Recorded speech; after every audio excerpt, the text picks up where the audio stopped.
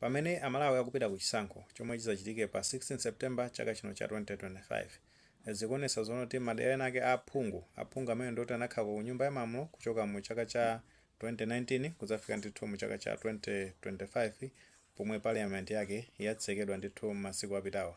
Zikuonesa zonoti madera amenewo aphungu amene ali ku parliament yo akumana ndithu ndi mpikisano osati wa masewera. Ena titaona zonoti akutulusidwa kweche makaposata ndithu ndi mpikisano umene akukumana nawo kuchokera kwa aphungu ndithu amene akufuna kupikisana nawo maka pa chisankho chimenechi. Nkhani yomwe tikufuna kukamba pano ikukhuzana ndi Ken Zikhale Ng'oma. Tikupeza kuti ambiri wadziwa bwino Ken Zikhale Ng'oma.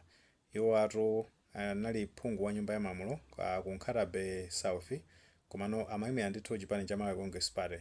Iwo aso ndithu anali nduna titaona zoti ndi nduna imene imaona za mining ku Malawi. Nde kudera limeneli limene amachokera kumene tikuti ku Nkatabe South kumeneko akumana ndithu ndi anthu achilendo makatu kuli munthu wina wake ndithu amene ndi wachizimayi ndipo wabasa tough time kwambiri. Titha kunena zonoti ali pa pressure kwambiri chifukwa chonena kuti akudziwa zonoti kuchitika mistake ina iliyonse ndoti amene ndithu atha kuluza mwayi woti azakhalenso phungu wa nyumba ya malamulo kudera limeneli.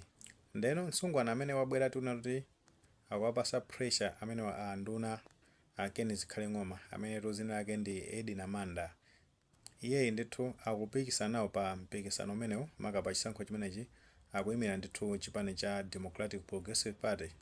Ndipo sati ndithu mfundo zimene akusitsa kudera limeneli zikuonesa zonoti anthu ambiri ndithu ku constituency imeneyi akumutsatira kwambiri ndipo akuoneka kuti ali ndi chikhulupiriro mwa mzimayi ameneyi maka posatira ndithu kuti akuti wakhala ali kudera limeneli kwa nthawi yayitali chifukwa choti amagwira ndithu ntchito ku bungwe lina lake lomwe dzina lake amalitchula kuti Youth and Women Empowerment Group.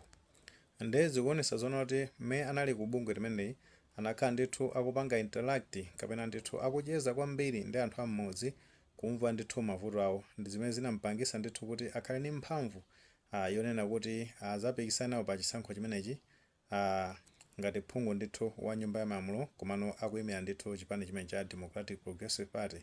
Ndipo tsatira ndithu kuti anthu ambiri kumeneko maka achinyamata komanso azimayi akumupanga support kapena akumukonda kwambiri pa ground. Zimenezi zikuonesa zonati ndithu zikupereka mpungwepungwe kwa amene anduna Ken Zikhale Ng'oma.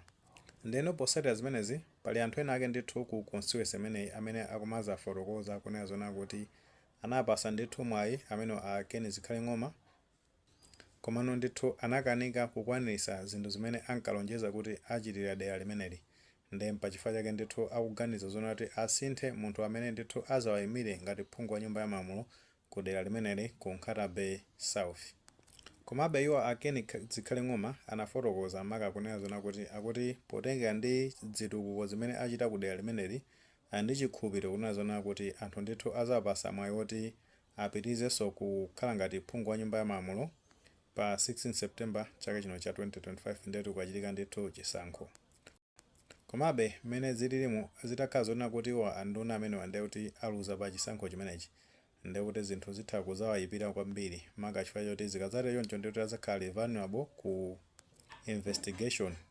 Nde ngati panali ndithu zolakwika zina zake zimene ankachita pa nthawi imene ali kumbali ya nduna kali ndithu phungu wa nyumba ya malamulo ndi kuti no zizavuta kwambiri chifukwa Malawi asayiwalire maka kuti anduna amenewa ali ndi basi ali ndi kampani ya basi imene ndithu ili ku Botswana kumeneko imene imadziwika kuti Zikhale Towers. Nde ngati anayipeza ndithu mwa njira yachilungamo that's okay komano ngati anapeza ndithu mu njira yosalongosoka ndi kuti zinthu zimene zitha kuzavuta chifukwa kuti palibe chitetezo china chonse chimene angazachipeze maka posatira ndithu kuti aluza uphungu wa nyumba ya malamulo.